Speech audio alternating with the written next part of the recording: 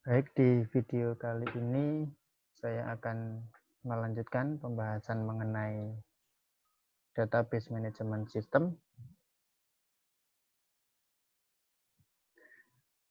Kalau di video sebelumnya saya sudah menyampaikan tentang konsep-konsep dasar dari database ya. Ada yang namanya metadata, kemudian database itu sendiri dan lain sebagainya. Nah, sekarang yang akan saya bahas di sini adalah konsep penyimpanan data. Dari awal muncul konsep tradisional ini, traditional file processing system. Nanti akan kita lihat traditional file processing system itu konsepnya seperti apa, kemudian apa saja kendala-kendala yang dihadapi dari traditional file processing system, dan akan saya lanjutkan mengenai kenapa pada akhirnya muncul konsep yang baru yang disebut dengan pendekatan basis data. Oke, kita mulai dari yang pertama. Ini masih saya ambil dari bukunya Hover ya, kasusnya Pine Valley Furniture Company. Jadi sebenarnya konsep traditional file processing system ini adalah sistem penyimpanan file yang pertama kali muncul sebelum orang-orang mengenal konsep database. Nah, secara umum cara kerja dari traditional file processing system itu seperti yang ada di gambar ini. Jadi diasumsikan dalam satu perusahaan itu ada beberapa departemen. Order department, accounting department, payroll department. Nah, pada konsep traditional file processing system, setiap departemen itu punya penyimpanan data sendiri-sendiri. Maka di sini kita bisa lihat, misalnya di departemen yang khusus menerima order nih, ngurusin order, ya kan? Di departemen ini mereka menggunakan 3 macam program A, B, dan C. Program-program ini masuk dalam konsep sistem pemenuhan pesanan. Ya. Dan dari sistem ini ada 3 tempat penyimpanan data. Yaitu yang pertama, customer master file. Ini berarti penyimpanan data pelanggan. Kemudian inventory master file. Ini yang kedua, penyimpanan master data sediaan. Kemudian yang ketiga, back order file. Nah, ini kalau misalnya ada order tapi kemudian jumlah stoknya itu tidak mencukupi, maka biasanya dilakukan yang namanya back order. Itu untuk departemen yang pertama. Dia punya 3 master file. Nah, kemudian di departemen yang kedua, departemen akuntansi, ya, dengan menggunakan invoicing system, karena kalau kita bicara departemen akuntansi berarti kita bicara tentang pembuatan faktur dan lain sebagainya dari transaksi sebelumnya. Nah, di departemen akuntansi ini ada 2 jenis master file. Yang pertama, inventory pricing file, ini isinya biasanya terkait dengan file master untuk harga barang sediaan, ya, cost of goods sold dan lain sebagainya ada di sini. Kemudian di departemen akuntansi itu juga punya master file yang lain, yaitu customer master file, hampir sama dengan yang pertama tadi, yang isinya adalah data-data customer. Kemudian di departemen yang ketiga, departemen penggajian, ya, dengan sistem penggajian di dalamnya, itu mereka punya satu master file, yaitu master file employee atau master data karyawan. Maka seluruh data tentang karyawan ada di sana, meliputi nama karyawan, gaji, dan lain sebagainya. Nah, konsep yang tradisional ini, cara bekerjanya adalah setiap master file ini hanya bisa diakses oleh departemen-departemen yang terkait. Contoh misalnya, di sini ada customer master file, di sini juga ada. Tetapi bagian order itu hanya bisa mengakses customer master file yang dia miliki. Dia tidak bisa mengakses customer master file-nya accounting department. Lupa lah, terus bagaimana kalau ada pemutakhiran data? Kan biasanya gitu ya. Misalnya nih, customer-nya pindah rumah, pindah alamat. Berarti kan alamatnya harus diganti, harus diperbarui. Nah, muncul masalah di situ. Ketika si customer pindah rumah, alamatnya ganti, maka ini harus diupdate nih. Misalnya yang tahu bagian order, jadi akan ngupdate sendiri data customernya. Nanti kalau bagian accounting juga akhirnya mendapatkan informasi itu bahwa si customer A itu pindah rumah, maka bagian accounting juga harus memperbarui datanya. Nah, kenapa harus seperti itu? Karena konsep yang tradisional, konsep file tradisional itu tidak ada koneksi antar master filenya. Jadi kalau bagian order ini mengupdate data customer master, di sini belum berubah. Bagian accounting yang harus mengubahnya. Maka kemudian di sini saya berikan highlight, seperti yang dikatakan oleh Hover di bukunya. Notice that there's duplication of some of the files used by 3 applications, which is typical of file processing system.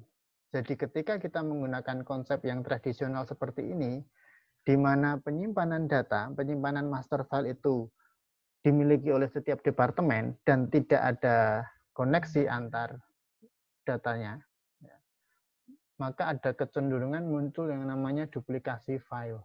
Seperti tadi yang saya sampaikan. Ya, dengan contoh tadi, customer-nya pindah rumah, di sini diupdate, di sini juga update datanya double lah.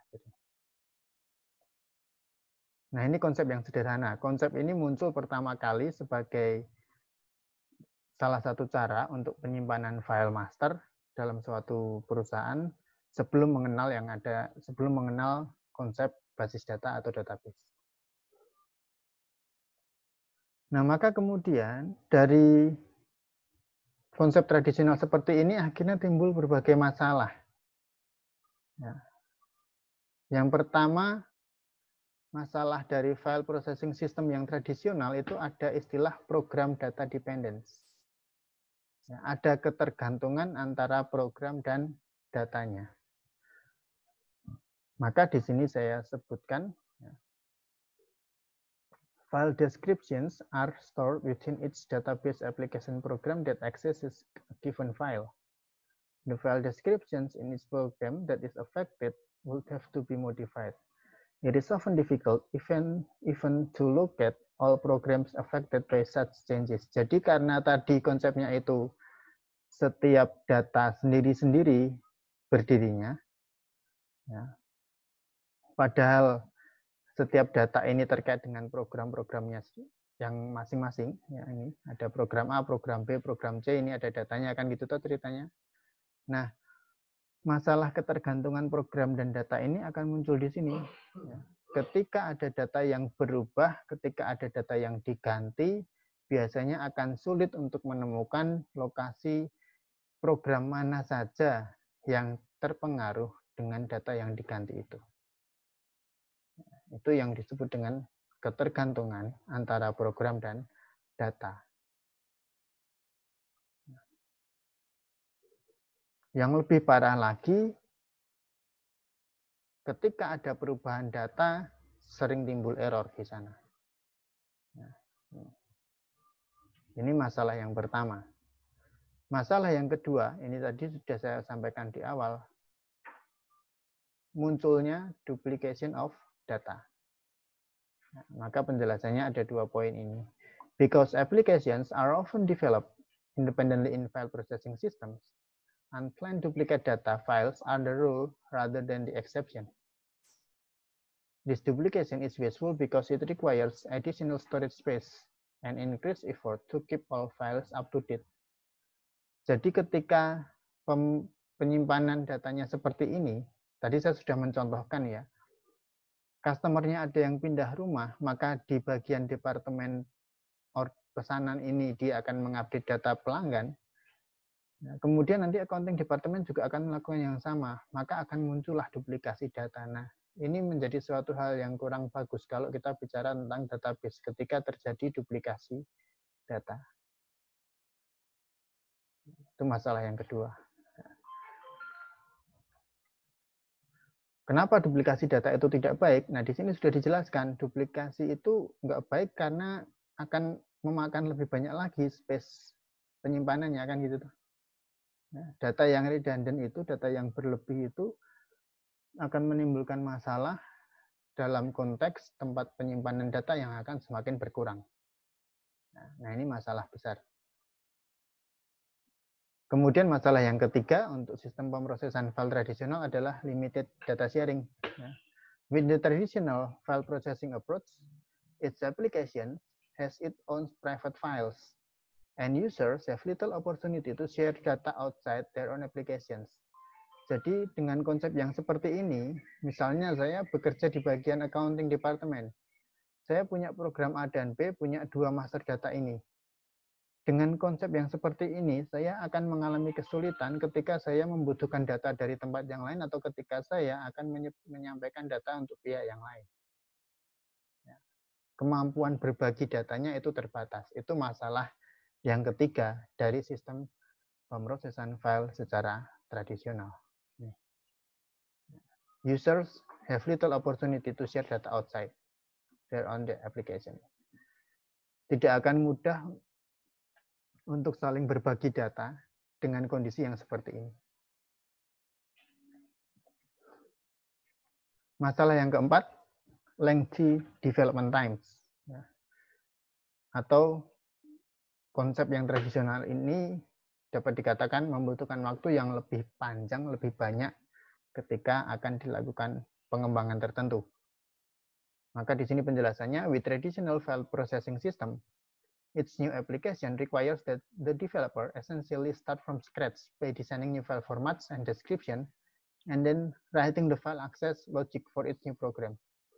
Jadi ceritanya, konteksnya ini untuk poin yang pertama adalah kalau kita bicara tentang konsep sistem pemrosesan file yang secara tradisional tadi, ketika butuh dilakukan pengembangan sistem, pengembangan data masternya, maka si pengembang sistem ini harus memulai lagi dari awal, start from scratch, mulai dari desain awal, sampai akhirnya pengembangan itu jadi. Nah, ini butuh waktu yang sangat panjang. Kenapa? Karena setiap penyimpanan data itu berdiri sendiri-sendiri. Setiap aplikasi itu bekerja sendiri. Tidak ada kaitannya dengan aplikasi yang lain. Artinya kalau butuh dikembangkan, ya harus dikembangkan satu persatu. Nah, ini masalah. Maka di sini Hover menekankan di poin yang kedua, the lengthy development times required are inconsistent with today's fast-paced business environment. Konsep seperti ini ketika harus dikembangkan aplikasinya satu persatu, membutuhkan waktu yang banyak, memakan waktu lama, ini akan sangat tidak baik, sangat tidak konsisten dengan kondisi sekarang, di mana bisnis itu berkembang dan bergerak dengan sangat cepat.